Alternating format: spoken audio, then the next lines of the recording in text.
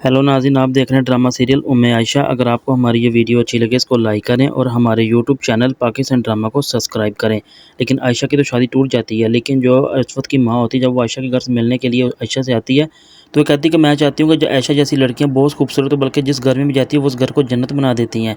लेकिन आयशा जो होती है अशफत की माँ की सारी बातें सुनती हैं, बल्कि खामोश होती है, क्योंकि वो उनके साथ शादी तो नहीं करना चाहती थी। लेकिन आयशा की जो ये बातें सुनकर अशफत की माँ आकर अपने घर में सारी बातें करती हैं। लेकिन जो अनुषा और उसकी माँ होती है वो इन बातों को लेकर बहुत ज़्यादा जेलस फील करती हैं और बल्कि ये सोच रही थी कि आखिर ये हर बात पर आयशा की बात क्यों करते हैं, जो मेरी बेटी की वजह से काफ़ी ज़्यादा परेशानी का सबब बनता है। लेकिन अनुषा से ये बातें बिल्कुल भी बर्दाश्त नहीं थी कि हर वक्त ताईजान उनकी ही बातें करती हैं, आयशा की या उनके घर वालों की। लेकिन अशफत की माँ कहती है कि मैं सोचती हूँ कि काश मेरी बहू भी ऐसी होती जो इस घर को जन्नत बना देती। लेकिन जो अशफत होता है वो अनुषा को देखकर बड़ा डिसअर्ट होता है, बल्कि सोचता है कि आगे इसे क्या हो गया जो हर बार पर किसी न किसी बात पर झगड़ती है। लेकिन जो अनुषा होती है वो अशफत से कहती है कि तुम्हें पता है कि ताईजान हर वक्त उनकी ही बातें करती है और आयशा की बात करती है। पता नहीं क्यों वो हर वक्त उसकी ही सपोर्ट करती हैं।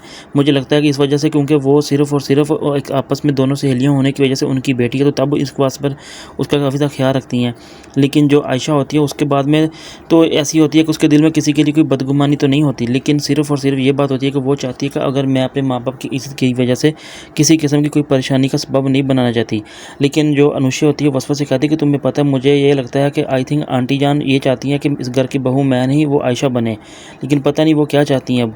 लेकिन जो असवद होता है वो अनुषा से कहता है कि तुम पागल तो नहीं होगी, आखिर तुम किस तरह की बातें करो, ऐसा कभी नहीं हो सकता कि इस घर की बहू तुम ना बनो। लेकिन जो आयशा होती है जब वो अपने घर आती है तो एहतशाम जो होता है वो आयशा से पूछता है और कहता है कि मुझे बड़ी हैरानगी है इस बात पर, आखिर इतना अच्छा रिश्ता कोई शख्स ऐसे मुस्कुराता है और इतनी छोटी सी बात पर तुमने किस तरह इस रिश्ते को तोड़ दिया। लेकिन जो आयशा होती है वो एहतशाम से कहती है कि तुम्हें जब इस बारे में बिल्कुल पता ना हो तो तुम इस तरह की बातें ना करो, आखिर तुम क्यों बार बार मुझे इस तरह की बातें करके डिसहर्ट करते हो।